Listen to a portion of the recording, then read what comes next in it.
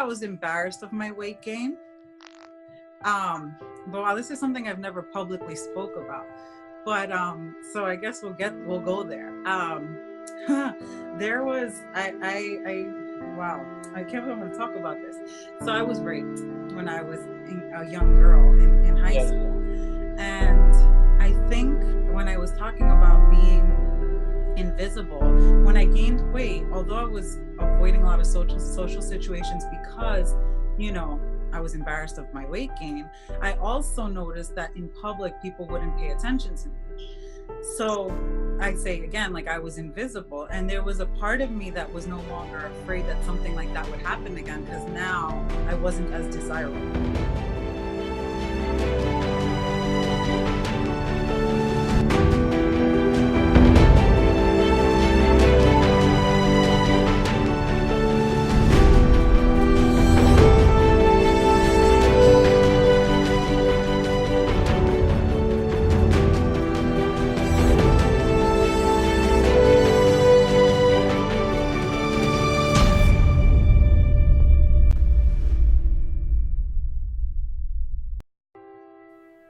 Obesity is currently one of the biggest problems in the world, negatively affecting every aspect of our lives. Because of this, I decided to hear from real people, the real stories. I want to know what made them put on the weight in the first place. Are these people really just junk food addicts who are too lazy to exercise? Or is there much more to the story hiding behind the wall of fat? I want to know, what was their turning point in their life to say enough is enough? And how do they overcome their biggest challenges? We believe that the real people have more good answers than even the best weight loss programs. We hope that they will inspire, educate and motivate all of us to make changes in our lives. And this is how, together, we can contribute towards a better, healthier and happier world.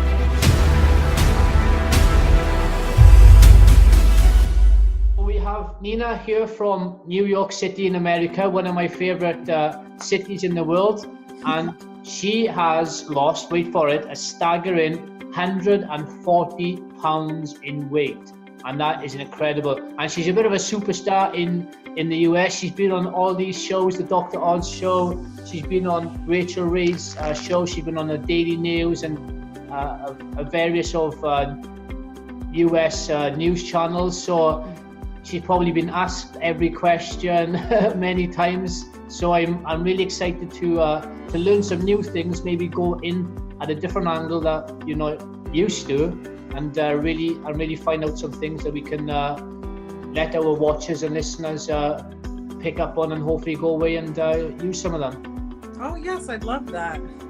So thanks for joining us today. Thank you for having me. So yeah, I'm staggered by people that have lost, you know, weight just in general, you know, being overweight. And what was the heaviest weight that you were at? 320 pounds. Yeah, you know, being at that heaviest weight, 320 pounds, you know, being in that position, it must have been tough for you being in that. It was, you know, like I feel like a lot of times I say it almost this isn't like a reality, you know, like I have to say I didn't have a lot of the issues that other people relate to, like, you know, I'm sure there was a sense of depression and isolation there. Yes. But I didn't feel that way, you know, like I kind of,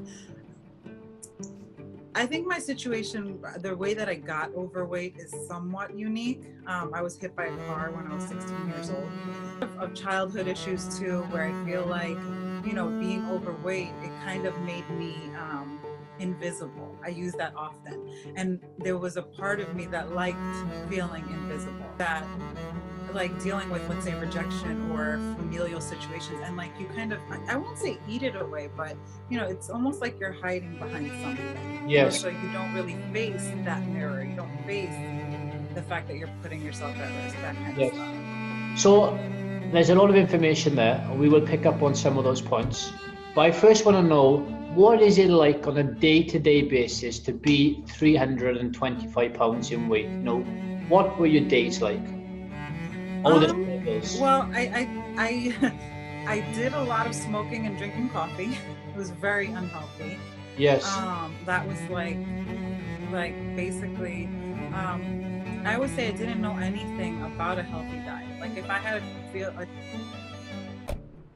chicken cutlet with Parmesan here, I was like, oh, I'm eating chicken, you know? And here you are, you know, having the bread and the cheese and the, you know, the sauce. And then it's like, oh, I just had one piece of chocolate cakes and I didn't eat lunch all day. I just had like 3 frappuccinos, you know? And you know, so you're adding on all these calories. And then I was having so many like iced teas and, you know, so I was drinking most of my calories and it's all sugar. And, you know, I mean, I wasn't really moving. I used school as an excuse. So it's like, I was like a straight A student. So like, I'm studying. So I was not mobile. Like, I remember the first time I got on an elliptical, I couldn't go for more than 2 minutes. You know, I thought I was gonna die, you know? Yes. So now imagine a flight of stairs. Even when I first tried to be a substitute teacher, you know, like I wouldn't walk up the stairs. Like I would sit there. I didn't care if I was gonna be late for a class and you're taking an elevator. And I know that doesn't seem like, you know, out of this world for most out of shape Americans or, you know, around the world. But, you know, like, I feel like it's a very confined existence. You know, you don't do things and you think that it's not, and you think that you don't care, but you do. You avoid things. You avoid events that you have to wear certain clothes to or have to even buy clothes for. Yes. Or take pictures at. You take pictures a certain way. You make sure people are standing in front of you. You make sure it's the right angle and then you have to look through them. You know, it's very, it's confined. That's what that's how I'll explain it. And what were the things that you would take for granted, let's say, before you got to that weight, that you found difficult to do or to deal with when you were overweight? Yeah, so I used to play basketball. Yes. When I was younger. I was a tomboy, so like I was always outside. I used to walk everywhere. And like I said, it became very confined. Like I lived on the 2nd floor, and like I wouldn't even want to go downstairs to open the door. Like I would throw the keys outside, you know, because just going up and down my stairs was tough. I would say like everything, like even sometimes, I mean, but I was also a smoker, so like that's compounded with obesity. Like you could barely breathe doing anything, you know. Yes. So any activity, even if we would go to the supermarket, I remember like finding a 24-hour supermarket so that I can go at night, so I wouldn't have to be like huffing and puffing around all these people, you know. Like. Yeah. And how much were you smoking on a day-to-day basis when you were about a pack a day? You were smoking a packet of cigarettes a day and drinking a lot of coffee. I like at least 3 to 4 coffees a day. Yes. And were you eating a lot of processed foods, takeaways as well? For sure.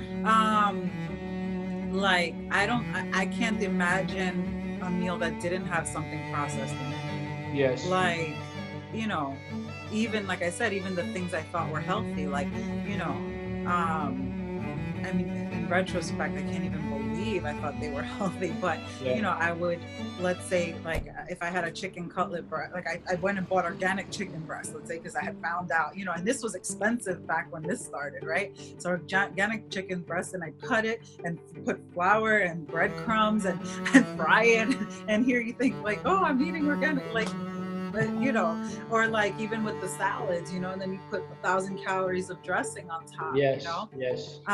Or you're having a tuna sandwich and you're putting mayo, you know, like salted mayo. Yeah. It's, you know, and even tuna, I mean, realistically, even though it's not processed, it's preserved in not natural, kind of like, unless it's like, you know, wild caught, non-GMO or whatever, like it's preserved in MSG, you know, and, you know, most people don't know that, you know, so it's not, you know, it's processed and preserved in things our bodies don't recognize. And also you were very active outside all the time. I was actually on the sidewalk and someone passed a red light and almost hit a woman, and he swerved not to hit the woman, and he hit me instead. After he hit me, I was immediately unconscious, but from what the people say, he popped my body up and I fell inside. I went inside his windshield. Oh. And then when he pressed on the brake, I flew out of his car.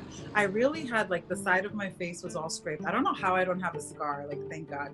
My tooth had cracked. My clavicle broke. I was hospitalized for about 2 weeks. And then after that, I couldn't walk, I would say, without like a limp of some sort for like 6 months. And I gained weight pretty quick. I didn't know then, I hadn't been diagnosed then, but I have PCOS. And the only reason that it hadn't manifested with the symptoms was because I was so active as a child. And, you know, I was always outside playing sports. But it began as soon as I was, you know, sedentary for an extended amount of time and started with the carbohydrates and the processed foods and all that kind of stuff.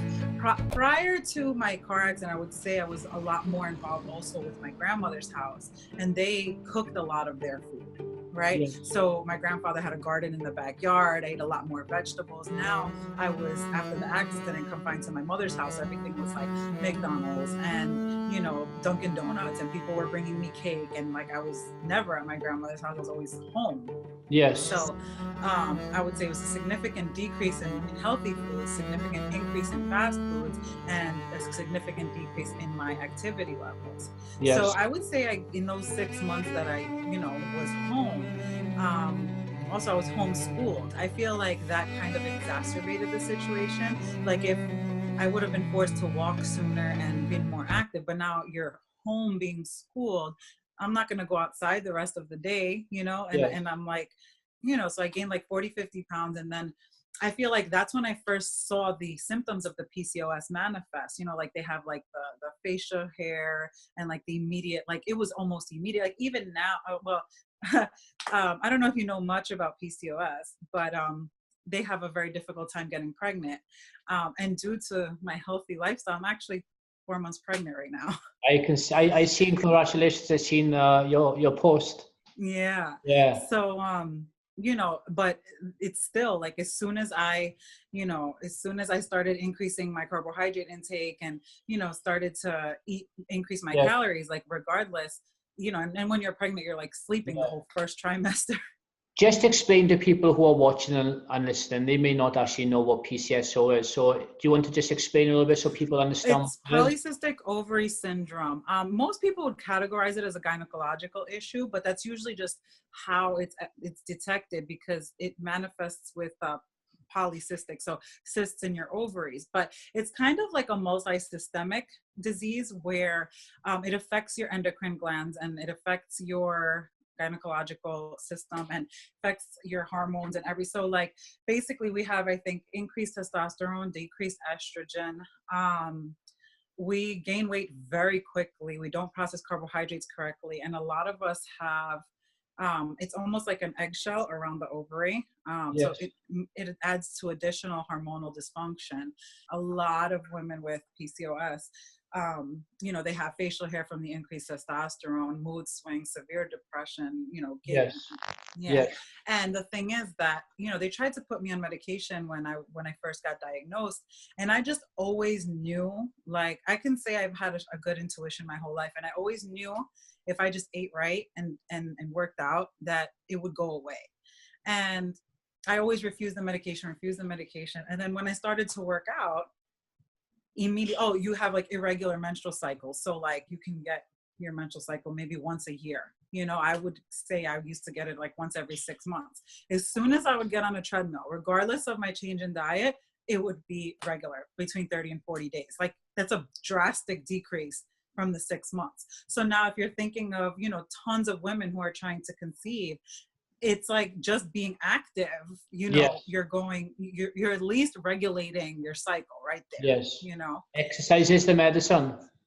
It is. And, you know, like I have a client right now, cause you know, I'm a personal trainer. So I have a client right now and, you know, she's significantly overweight and, you know, she hasn't made many changes to her diet and she's been with me for some months and we address the diet often, but I tell her, like, even the fact that she's just exercising regularly, I've seen her resting heart rate decrease. I've seen her, you know, she's so much stronger, you know, and it's just like, all right, you know, I'll take the wins that I can get as long as you're active, you know, we can continue to work on the diet, but like, it's so important for your heart, for your overall health to just be active every day. So you've gone from this like super active person who loves to be outside and loves to be active to having your accident and then putting on, 200 pounds in weight. Yeah. What do you think the main reasons were why you didn't go back to your outdoor adventure self for that particular part of your life of putting on the 200 pounds? What was stopping you? Because you did it for a big part of your life and it would have been something you love to do, things that you love to take part in. Initially, I was embarrassed of my weight gain. But this is something I've never publicly spoke about. But so I guess we'll go there. There was wow, I can't believe I'm going to talk about this. So I was raped when I was a young girl in high school. And I think when I was talking about being invisible, when I gained weight, although I was avoiding a lot of social situations because, I was embarrassed of my weight gain, I also noticed that in public, people wouldn't pay attention to me. So I say again, like I was invisible, and there was a part of me that was no longer afraid that something like that would happen again, because now I wasn't as desirable. Yes. So when you were healthy and you were outside and enjoying, because you said you were a tomboy, you loved to be out and about. Yeah. That's when you got raped. And then once you put on the weight, you basically thought there's no chance that somebody is going to want to rape me now because I'm this big person, nobody would want to come. Yeah, I felt like, and also I feel like I was in a bad relationship, and like I felt like I can almost excuse his bad behavior, maybe, I feel like it was a lot of things, but it was all self-esteem issues. You know what I mean? Like, I think I blamed myself for what happened to me more than owning it, because it was a friend of mine. And I feel like, I put myself in that situation and I shouldn't have been with the boys. And you know what I mean? Like, I was a young girl. Like, why was I in the streets all the time? So, I guess, like all these things, and I was young, so it was just kind of like, I feel like it was a defense mechanism. So how old were you? When what? When this happened, this incident? Well, it was two situations. One was a molestation when I was like 13, 14. And then the rape situation was when I was 15. Yes. So like I feel like both situations, the molestation was like a family friend, and it was like I couldn't even believe he was attracted to me. Like, he was like such an older man, I was like a little girl. And I did look older than I was a very well developed, but at 12 I probably could go into a nightclub, but that just developmentally I appeared older. But still, I think it did something to my brain, and it's funny because it was just this year. I'm very good at compartmentalization, right? Because, I was always able to be good in school and it didn't affect me elsewhere. But, in retrospect, I feel like it had a lot to do with me continuing to let myself, not be attractive to most. You know what I mean? It put me at a decreased risk for a situation like that arising again. You know? Yeah. I've not been in that position, but I can understand why you did do what you did, because if you've been in that position before, you don't want to be in that position again. So you look for ways of avoiding that situation. And for you, it was you've had the accident, and then you've eaten the foods and you've stopped exercising, stopped moving. So then you've got into that position where you feel comfortable not to face that situation again. But on the other hand, you are jeopardizing your health and your life for that particular thing that happened. And those particular events that happened, when you were going through the weight gain phase, were there times that you were always thinking and blaming yourself for what happened? I feel like I kind of just never thought about it. Yes. I just acted. I really, even to this day, I'm very good at acting like things don't happen that really are traumatizing at their core, you know. Like I even, you know, grew up in a really bad neighborhood. I've witnessed a lot of things, and like, you know, even as an adult, like things happen, you know, and I'm really good at just acting like they don't happen, you know. Yes. Of course, you know, they manifest in other ways, and when we don't deal with them directly, you have to deal with them at some point, you know. So as an adult, I feel like I'm learning that, because again, it manifests in my habits, in my perfection. Like it's in the way it just manifests itself like you can't, you know, it's good in the sense that you're able to still be productive, you know, and you're not dwelling, and you're not, you know, suicidal or whatever. But, you know, in some ways you're still killing yourself, you know, with the smoking, I mean, thank God I wasn't really like, I never did anything like as far as drinking or anything like that. It was just not something, I never liked to escape reality like that. Like I like to face my situations hands on, but I guess denial was my drug of choice, you know, like, you know. And why would you say that you were this person who would deny, or you were in denial a lot? Why was this? I don't know. I mean, I feel like I have issues with confrontation. And I think that if I had to maybe address the situation, like, I feel like it would create, I was just really uncomfortable with confrontations. I think it would just easier to just not deal with what happened. Like I never told my aunt until years after she had already broken up with the man. And then, you know, I don't think I told anyone about like any of it. Like I just kind of like, it was just, you know, I remember the first time I even spoke about it at all, I was in college, and I had done a report on rape in high school, and it was like, it touched all of the girls. And I didn't speak of my own experience, but I just talked about how common it was. And, you know, it was like something like 1 in 4 women has experienced something like that. And then, you know, in college, when I revisited the issue and I had done a presentation again, I don't even know how it came up, but I had, you know, shared to the small class that we had. And like, I think one of the other girls shared first. And then I was like, you know, well, actually I as well. And then, you know, it's just, I feel like, again, it's a confrontation issue. It's hard to like confront someone, because it's like, why didn't I do more? Like, and I feel like it's a society as a whole, like women, like we feel like, you know, well, I must have done something to provoke him. Yes. You know, or make him think that I wanted him, even though, like, even if you did, you still could say no. You know what I mean? Yeah. So you were at your heaviest. How did you then decide enough's enough? I need to do something about this? Well, I feel like I have to attribute it to several, you know, factors, almost like a perfect storm. I chose counseling for my career. And I was in grad school to be a counselor. And at the same time, I hadn't finished my master's degree yet, but at the same time, I was working in an agency working with runaway children.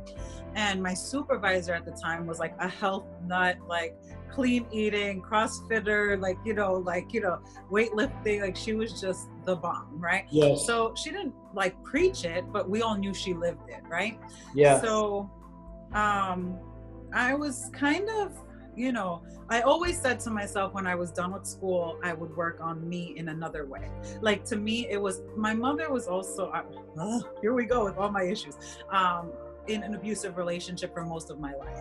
So I feel like I had this mindset in my head where I had to educate myself so that I never needed a man. Right? Yes. Because that's why my mother was in an abused relationship, because she needed him and that's why she stayed, right? So I think my main focus was like, all right, I'm going to educate myself. When I was in grad school for counseling, I was using a lot of the techniques on myself, you know, like exploring my own thoughts. Like, you know, when I had a question list for a client, like I would explore those questions within myself.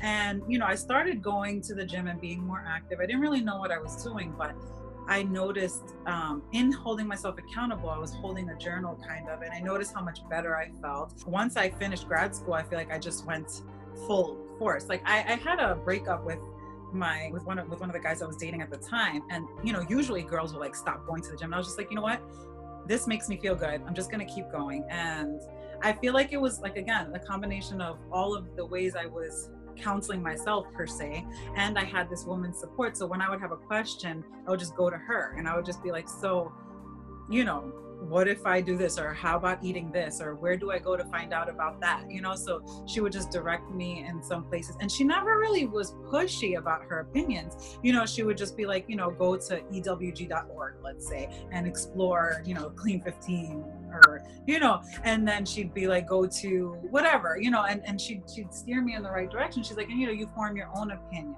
you know. I became motivated, and I became motivated by my own results, you know.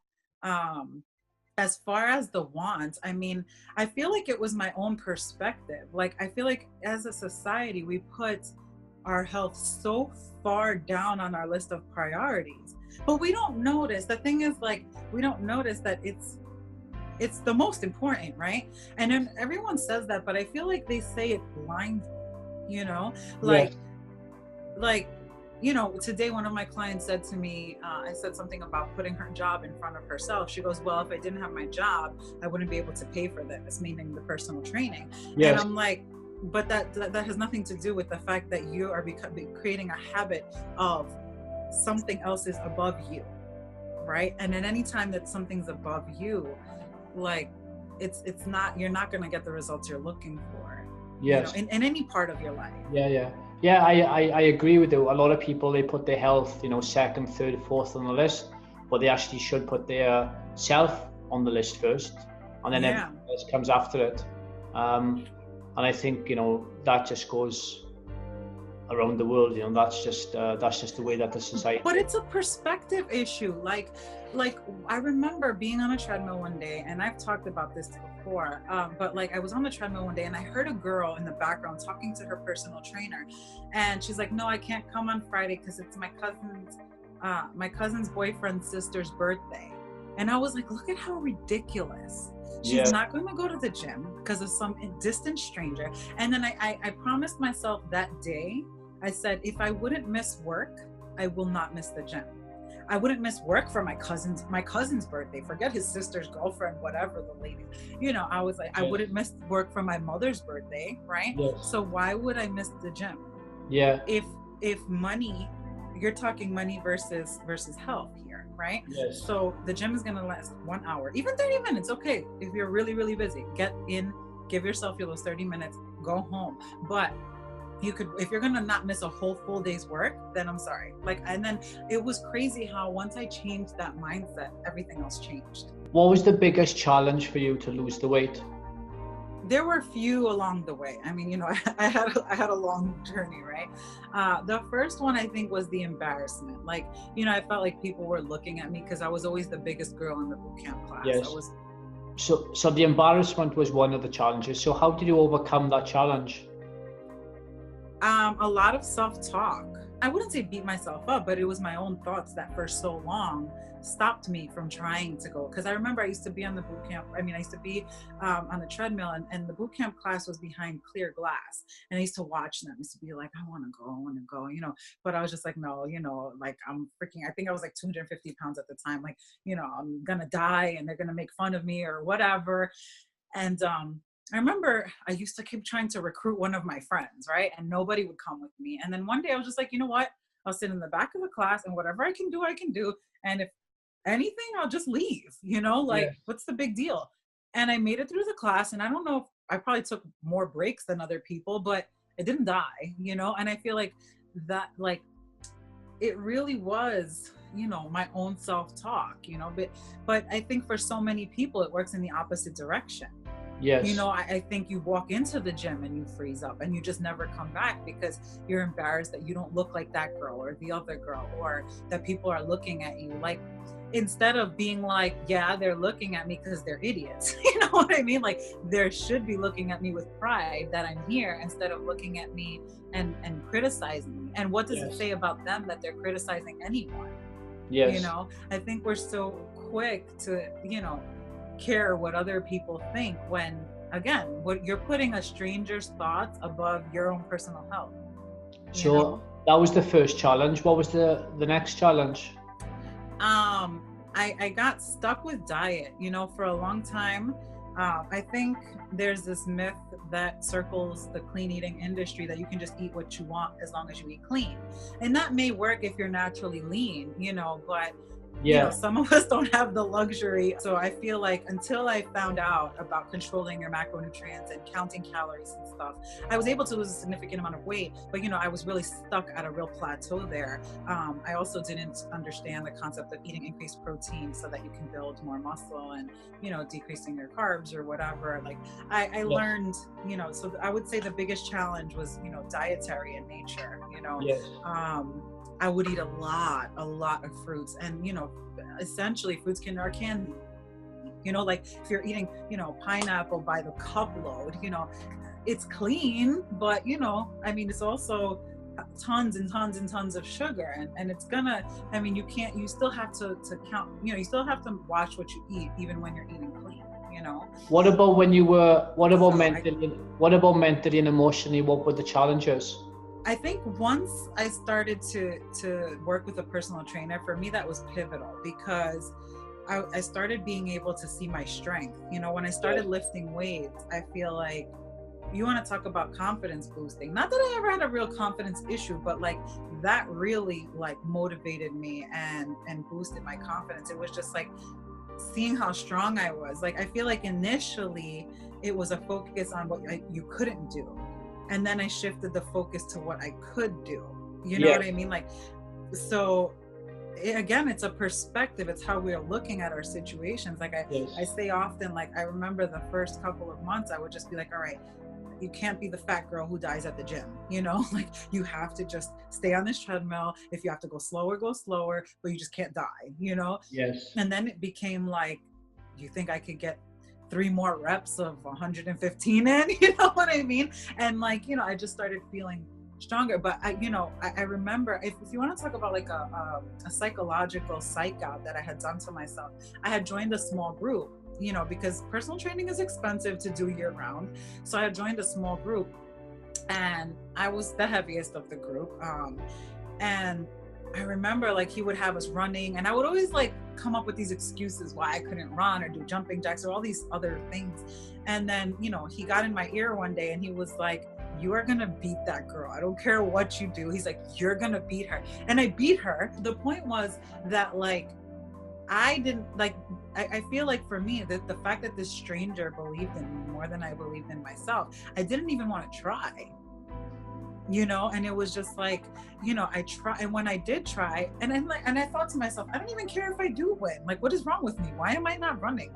Okay, even if I come in last, the point is to get the exercise in. It's not to win, And then I feel like that was another pivotal thought motion. But I feel like, they're all thoughts that kind of go off in your own head, and they have to happen. Yes.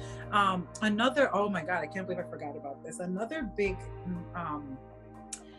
block for me was these images of excess skin, right? Of people who have lost all this weight and excess skin. And I remember I started going crazy, almost looking into products and ingredients and stuff. And again, kind of back to where I was when I decided to do clean eating versus all the other crazy stuff out there. I finally found a woman who had lost a tremendous amount of weight, and her skin, it wasn't wonderful, but it didn't look like all those other pictures. And then, back then social media wasn't what it is now. Now you could see a million pictures of a million different people and how their body responded. But back then she was maybe one of 3, and her skin looked okay. And, I reached out to her, and I don't think she answered me at the time, but, I started to look into what she did, and it was just hard work, lots of cardio, lifting, eating protein, eating clean. And then, I started to look into natural stuff. And I actually made my own ingredient list of stuff I wanted. And I just bought organic creams, and I don't, at this point in time, like I said, I wouldn't say my skin repaired 100%, but it doesn't look like what you would expect it to look like. And I feel like that is because I ate an adequate amount of calories. Yes. Lots of times people, I feel like have that loose skin because, they deprive themselves of healthy fats. They deprive themselves calorically. They try to lose all their weight in a caloric deficit, and they have these 600, 700 calorie diets to lose the weight. And that's not healthy. It's just not sustainable either. So it's not healthy and it's not sustainable. You're not getting the right macronutrient breakdown. So what's happening? Your body can't build muscle. It can't repair your tissue your skin that's trying to go back. And again, it may never go back to where it was, but if you're not giving it the tools that it needs, how are you ever going to see any improvement, Yes. So, but that was a big concern of mine, was like, what was I going to look like? Is there a point now in your life where sometimes you are still that 325-pound person? I don't think anymore. It's a different kind of confidence. I feel like when you've lost that much weight, and like I said, it's also confidence gained along the way. At some point you realize, I got this, At some point you realize, I'm getting stronger every day. At some point you realize, like, this cookie is not going to control me, and you have your moments. Of course, everybody does. Like, I'm not going to say I haven't had a cookie, but I mean, you learn that you're stronger than all of that. And I feel like it took me a long time. I think my issues more manifest themselves in my personal relationships now. But I'm tackling that as well. What you worried about before, about losing the weight, about the excess skin, etc.? Do you still have? I am. Like, I'm concerned because I know I was already this big before, and I'm going to get bigger, and I know, but I also know that there's no way I'm going to be as big as I was, but I am concerned. I am very concerned about the fact that my skin is going to stretch again. Yes. And I guess I'm just going to try to hydrate as much as possible, use my creams as much as possible, and see, hope for the best kind of, I'll tell you one thing, no matter how many times you go back and forth, the body is an amazing thing. And as long as you do what's good for it, it's always going to do what's good for you. What would your message be out there to everybody watching this that's maybe overweight, wanting to, take action, deal with some of the things that you've gone through in your life? I feel like nobody understands or is willing to explore the mental side of being overweight, right? Yes. And I always tell people when they first come into me, I say to them, why, I always want to know why they're there, right? But it's never really the weight. There's a reason, there's something behind that, right? Yeah. So I always encourage journaling, right? The second thing is accountability. There's all these cool fitness journals now that will chart your mood. How did you eat? How did you exercise? Get one, hold yourself accountable and watch your mood change. It's amazing when you document your progress, how much more you want to progress. Yes. Second of all, I would say, you can't, I hate when people come into me and the first thing they say is like, well, I can't do this and I can't do that. Stop talking about what you can't do. Deep down inside, we all know what's necessary, right? No, you can't have chocolate cake. You know what I mean? And it's not forever, Yes. but it's just, what you can't, like, it's common sense. Like, if someone's telling you can have chocolate cake and lose weight, they're lying. Because then everybody, obviously, like I said, it's not a never situation, but what you should and shouldn't be eating. And I know there's a lot of these borderline, like, should I eat yogurt? Can I have cottage cheese? Can I have a slice of bread? And, there's a lot of good arguments on either end regarding, the healthy things, what I mean? And but I think as long as, I also feel very strongly that people's bodies respond differently. So listen to your body. If you eat a slice of bread and you're bloated afterwards, it's not good for you. Yes. Somebody can eat that bread and it would not bother them. You know what I mean? Yeah. For me and bread do not get along, but rice doesn't do the same thing for me. I don't like the demonization of carbohydrates, but that's a whole other topic. But anyways, so journal, eat clean, and hold yourself accountable somehow. And I will say, I say this often, invest in a personal trainer. It doesn't even, everyone will say, well, no, I don't always have the money for that. We find the money for what we think is important. And even if it's once a week, the accountability of having somebody, for me, it was a tremendous help, because I didn't want to be at the same place that I was last week. So I would work out. I would make sure I don't want to be winded again. So I'm going to get to the treadmill before my next session. I'm going to try to repeat the things that he's doing with me on my own, whatever I can remember. So, you know, it's almost like paying, you know, for a class. Like you want to be a teacher, you go to grad school and you have to take all these courses. So personal training is like holding you accountable. How many people do well with online classes? Like they pay for these courses, and then, you know, if there wasn't an outline, you have to do this by this day, you have to do that by that day, you would never do it. Like how many I signed up for a personal training certification 3 times. And until I signed up for one that gave you an outline of what's due when, I never, you know, I didn't finish it. We as creatures need to be held accountable. So if you're good at holding yourself accountable, wonderful. But that just doesn't work for most of us. So if you need a jump start, save your money. For me, I asked my mother, my father, my aunt, and my uncle. I had them all pool my birthday and my Christmas money, and I was like, just get me some sessions. That's what I want. You know, sacrifice. That's another thing. Everybody wants success without sacrifice. Like, it just doesn't happen. You know, how many, like, I always attribute the mentality of weight loss with the mentality of grad school, right? Like if you're trying to be a doctor, right? If you're trying to be an accountant, there's not sacrifice. Are there parties you don't miss? Is there events you don't go to? Is there, you know, you're studying all these hours of work and homework and this and that. Okay, that's, you know, you want to be healthy, period. It's an hour a day. That's what it is. Yeah. Right. And I wouldn't say that it's a sacrifice to take. You know, you don't even have to do an hour. It can be half an hour. You know, yeah. Depending on what it is that you want to achieve. But to be healthy, I would say, you know, do half an hour session, you know, 4 or 5 times per week, and you know, anything else you want to top up with, great. So I don't actually think there's any sacrifices to take. If people haven't got half an hour 4 or 5 times a week, then you really need to ask yourself some questions. That's what I mean. And you know what the funny thing is, a lot of times the same people who tell me that they'll tell me what was on TMZ the night before, or on an episode of whatever show is popular at the time, because I haven't watched TV in years. But it's like, so you clearly have the time. I also think that another area which I'm big into is everybody's an individual, and I've spoken to a lot of people about weight loss, and I would say that 99.9% of people have done it completely different to the other person. Anyone you speak to, it's always like you have to do it this way or you're an idiot. You know what I mean? Yes. And it's just not that, you know, it's what works for you. And I say that to all of my clients all the time. And that's why it's good, like you mentioned, is to get the mentor, because good mentors, they should individualize everything according to what it is that you want to get, because everybody's different, everybody works differently in different ways, etc. So and if they can't meet your needs, refer you to someone who can.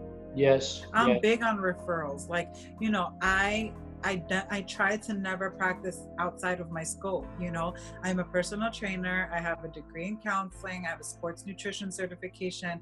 But, you know, when people come in here with certain injuries, or if an athlete comes here with certain requests, you know, I'll easily hand them over to my partner, because I know, or if like there's specific goals, like I have a tremendous referral base, because chiropractors, doctors, like, you know, I'm a huge advocate for, you know, going to the person who can specialize in your area. And exactly what you just said is finding what works for you. Because, you know, a lot of times people will be like, you know, should I try being a vegetarian? Should I try the Atkins? Should I try this? And I'm like, well, I'm very particular about not trying at like the Atkins stuff, but you know, I feel like it does something to your carbohydrate metabolism in the long run, but that's a whole other concept. But you know, you have to do what works for you. For some people, you know, they don't require as many carbs. So for other people, they do. You know, if you're somebody who's naturally lean, you know, I want to say my boyfriend, you know, he's a bodybuilder, and like you know, for him, he can easily have 300, 400 grams of carbohydrates and not gain an ounce. You know, like basically he's just gaining muscle, if anything. If I have over 120, like, you know, the scale goes up. So, you know, you have to know your body, and any trainer who will tell you, here, eat this, this, and that, and you know, Yes. like even what I always do is, you know, someone told me your clients are not going to need you ever. And I'm like, well, that's my goal. You know, I teach them. I show them the resources, and I'll teach them how to count their calories. I teach them how to find their macronutrient breakdown. And when they ask me for a meal plan, I have never given someone a meal plan ever. I will sit them down and I'll say, let's make it together. I'll be like, well, what do you eat? You know how many calories you have, you know how many grams of protein we're looking for.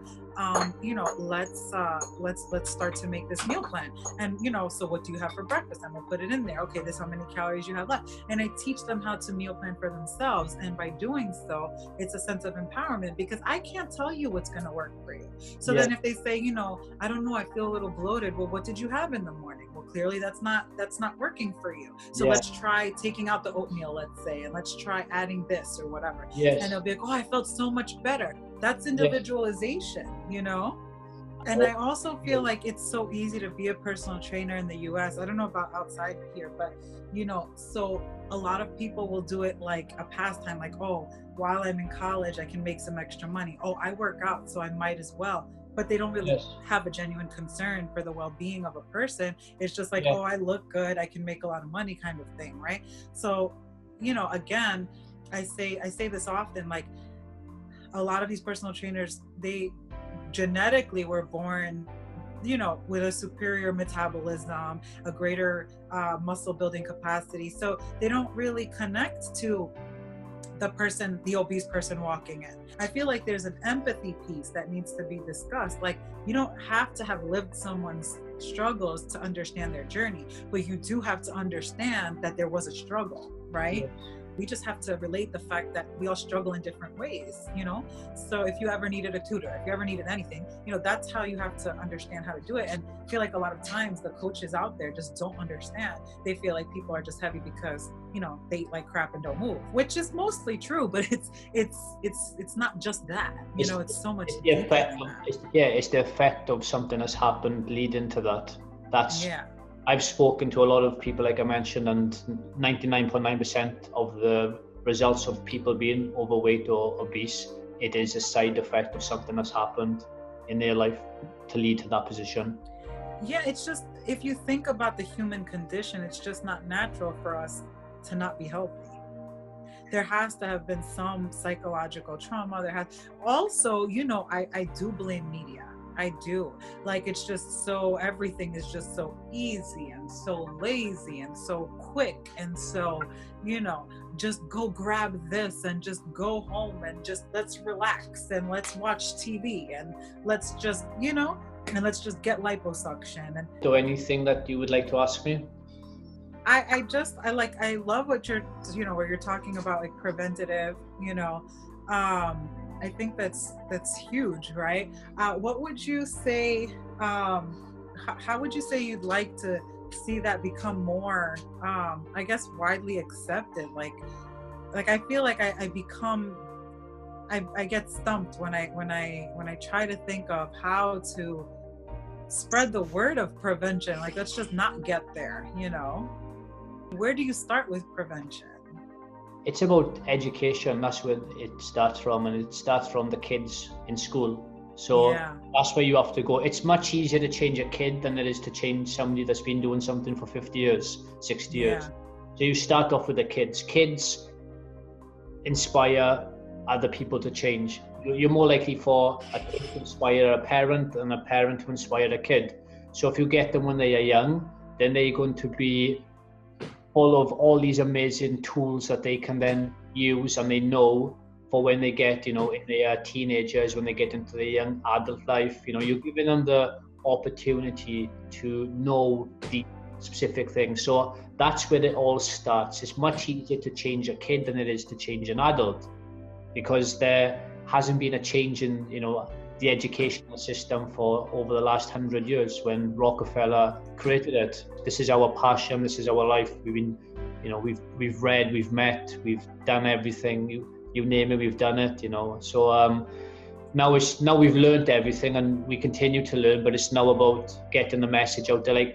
Like the reason why we're doing this is because I want people to see people like you that have gone through what you've gone through and have come up on top, and are living the life that you want to live now. And there's millions of people out there that were like you, and they can change if they want to change, but you can't make people change. You have to give them the opportunity, and maybe it'll take them a day, maybe it'll take them a year, maybe it'll take them 5 years before that trigger switches, and then they make the choice of wanting to make that change. But then they've got the tools from the knowledge and education to actually then lead that life that they want. You can't change anybody. They have to want to change themselves first.